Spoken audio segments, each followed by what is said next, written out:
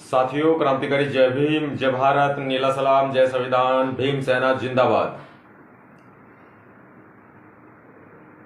भारत देश में जिस तरह से महिलाओं के ऊपर लगातार शोषण हो रहे हैं, रेप की घटनाएं हो रही हैं, गैंगरेप की घटनाएं हो रही हैं, यह वास्तव में बड़े ही चिंता का विषय है।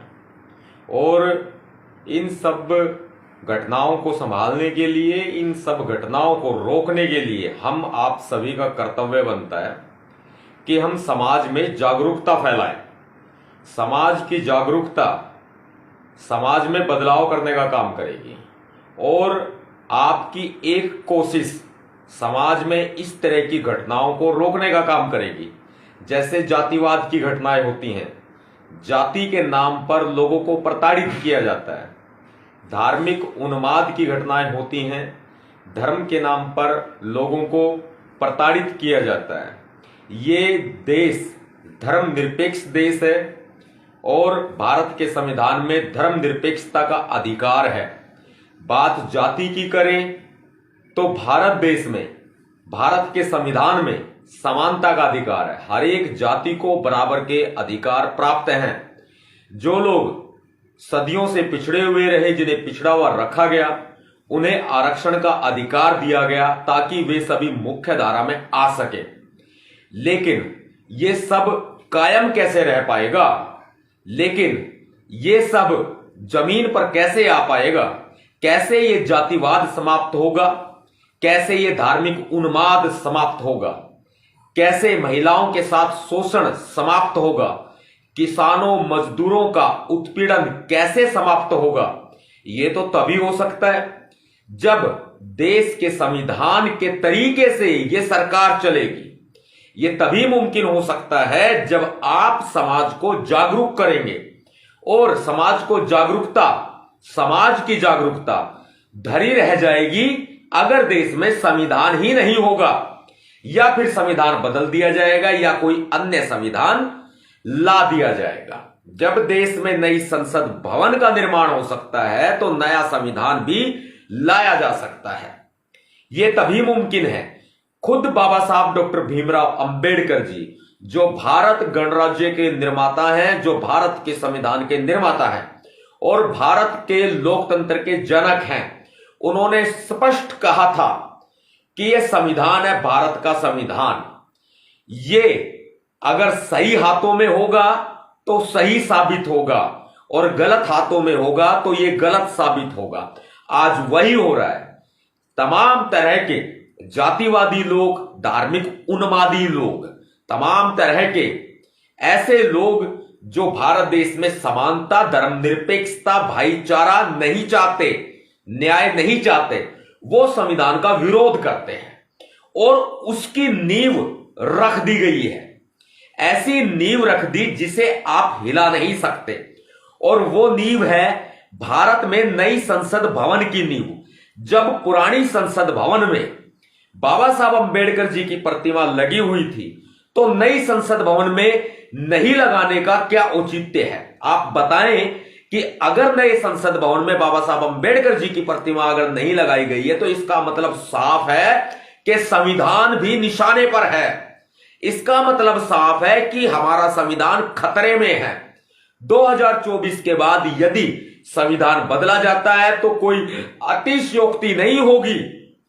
यह मानना पड़ेगा देश को, समझना पड़ेगा देश को। संविधान को बचाने की लड़ाई है, यह जंग है संविधान को बचाने की। अरे यह जंग है बाबा साहब डॉक्टर भीमराव अंबेडकर जी की प्रतिमा भारत के संसद भवन में लगाई जाए। यह एक जंग है बलात्कारों के खिलाफ, यह जंग है गैंगरेप के खिलाफ, यह जंग है महिलाओं का किसी भी रूप में शोषण होता है तो उस शोषण के खिलाफ यह जंग है। यह जंग है साथियों किसानों के शोषण के खिलाफ, यह जंग है साथियों मजदूरों के उत्पीड़न के खिलाफ, यह जंग है साथियों दलितों के शोषण के खिलाफ, यह जंग है साथियों सामान्य वर्ग में जो गरीब है उनके शोषण के खिलाफ। यह जंग है। इस जंग में आपको भागीदार बनना पड़ेगा। घर बैठे आपको मिस कॉल लगानी है। क्या लगानी है? मिस कॉल लगानी है। 9953532986 पर मिस कॉल मारनी है आपको। आपकी भागीदारी सुनिश्चित हो जाएगी। देश के नए संसद भवन में डॉक्टर बी.आर. अंबेडकर जी की प्रतिमा लगाने का मतलब साफ है, स्पष्ट है कि देश के संविधान की जो नींव है वो आपको मजबूती मिलेगी। लेकिन जो देश की संसद की नींव रखी गई है उसमें जब डॉक्टर अंबेडकर की प्रतिमा नहीं है तो फिर वो नींव कमजोर हो जाएगी जो संविधान की नींव है। इस संविधान की नींव को अगर आप मजबूत करना चाहते हैं तो आपको 9953532986 पर मिस कॉल देनी होगी। 9953532986 पर मिस कॉल देनी होगी। अपने सभी साथियों से दिलानी भी होगी। यह जंग है साथियों, हमारी और आपकी। ये जंग है साथियों सभी संगठनों की, भीम सेना की।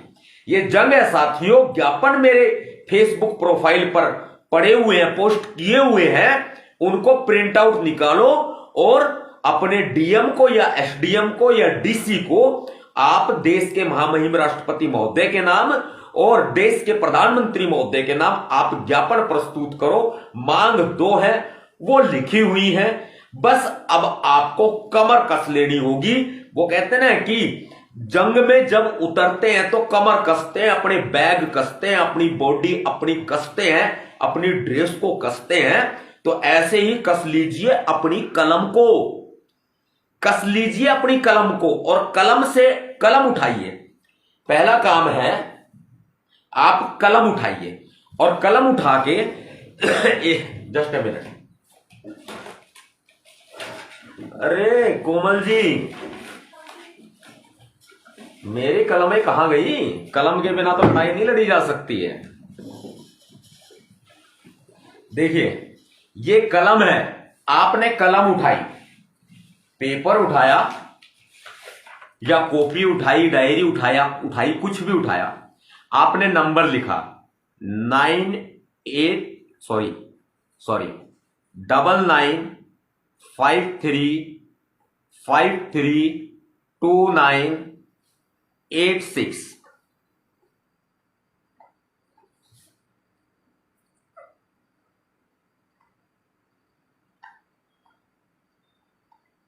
शेयर कर दो भाई वीडियो को शेयर कर दो, पहुंचा दो, आप मोदी जी तक पहुंचा दो। चलो एक काम करो, मोदी जी तक पहुंचा दो। इस पर आपको देनी है मिस कॉल।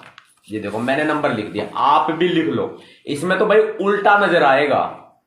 अब सीधा भाई मैं आईना तो दिखा नहीं सकता, अब सीधा आप लिख लेना 9953532986। इस पर मिस कॉल दो। देखो ये कलम आपने उठाई, मिस कॉल दी, आप अपनी कलम कस लो, मिस कॉल दो, नंबर लिखो। और दूसरी बात, आप अपने डीएम को या एसडीएम को या आप डीसी को अपने ज्ञापन दो देश के महामहिम राष्ट्रपति जी के नाम, देश के प्रधानमंत्री जी के नाम। तो भी आपको कलम कसनी है ना, अपने साइन करोगे आप।